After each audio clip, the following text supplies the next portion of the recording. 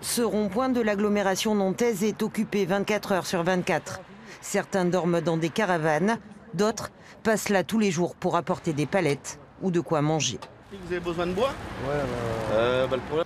On a des gens qui nous apportent du pâté, du foie gras, des huîtres, des brioches tous les jours, du pain frais tous les matins, des croissants. Et on dit que la France n'est pas unie. Eh bien si. Une nouvelle vie s'est écrite ici depuis plus d'un mois. Un quotidien fait de solidarité. Le soir de Noël, ils étaient une cinquantaine autour de la table. Cette nuit, ils basculeront ensemble dans la nouvelle année.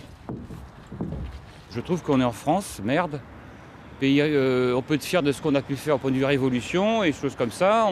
On parle ici, on parle beaucoup et je trouve que ce cartel de gens qui ont plein de fric et qui sont au pouvoir, ils sont un petit peu enlevés des réalités de ceux qui sont en train de bosser, la France d'en bas là. Tout l'enjeu, c'est vraiment d'arriver à organiser une vraie action citoyenne et non plus simplement être dans les rues à défiler, quoi. Il y a bien d'autres choses à faire que ça, même si c'est important, même si c'est aussi comme ça que les gens se retrouvent et commencent à parler ensemble. Parce que c'est ça qui se passe en fait depuis le 17 novembre.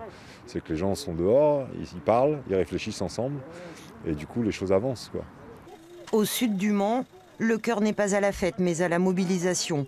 Pas question de déserter les cabanes, réveillon ou pas. Ils sont toujours là.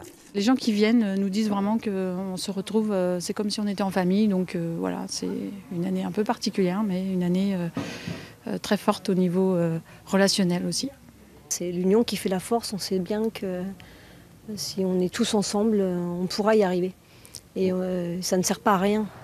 Décidés à tenir bon et surtout à zapper l'allocution présidentielle, les Gilets jaunes disent ne plus rien attendre d'Emmanuel Macron.